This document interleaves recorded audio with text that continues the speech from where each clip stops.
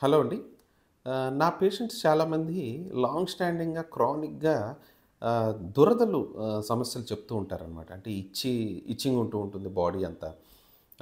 ఒక్కోసారి ర్యాష్ ఉంటుంది. ఒక్కోసారి ర్యాష్ కనబడకుండానే వాళ్ళకి దురదలు ఉంటూ ఉంటాయి. రకరకాల యాంటీ అలర్జిక్ మందులు వాడుతూ ఉంటారు. అయినా తగ్గదు. స్కిన్ డాక్టర్స్ దగ్గరికి వెళ్ళినా కూడా ఒక్కోసారి హ్మ్, తగ్గదనమాట. అంటే బ్యాక్‌గ్రౌండ్‌లో ఏమైనా బ్లడ్ డిజార్డర్స్ ఉండేటప్పుడు. సాధారణంగా 99% ఆఫ్ సిట్యుయేషన్‌లో దురదలకి రకరకాల వేరే కారణాలు ఉంటూ ఉంటాయి. అంటే అలెర్జీస్ కారణాలు ఉండొచ్చు. లేదంటే ఇన్ఫెక్షన్ కారణాలు ఉండొచ్చు.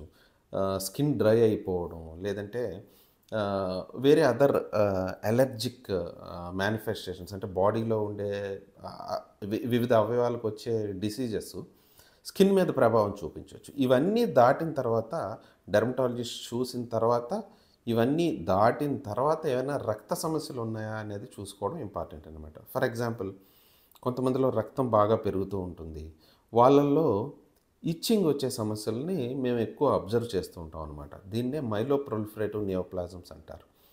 వీళ్ళలో ఏమవుతుందంటే వేడి నీళ్ళతో స్నానం చేసేటప్పుడు కానీ, లేదంటే పర్సిస్టెంట్‌గా కోల్డ్ కండిషన్స్ లేదంటే సమ్మర్ సీజన్‌లో కూడా వీళ్ళలో దురదలు ఎక్కువగా వస్తూ ఉంటాయన్నమాట.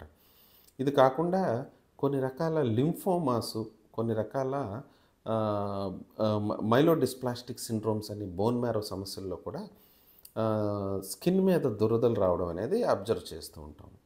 సో, ఇవి కాకుండా కొన్ని రకాల ఇయోస్నోఫిలిక్ డిజార్డర్స్ అంటే రేర్‌గా వచ్చే ఇయోస్నోఫిలిక్ డిజార్డర్స్ అంటారు. అంటే అవి ఇడియోపాథిక్ ఇయోస్నోఫిలియా అవ్వచ్చు. లేదంటే కొన్ని రకాల ఇయోస్నోఫిలిక్ ల్యూకీమియాస్‌లో ఏమవుతుందంటే, ఈ అలెర్జిక్ సెల్స్ అనేవి స్కిన్‌లో డిపాజిట్ అయ్యి దురదని కాజ్ చేసే అవకాశం ఎక్కువగా ఉంటుందన్నమాట.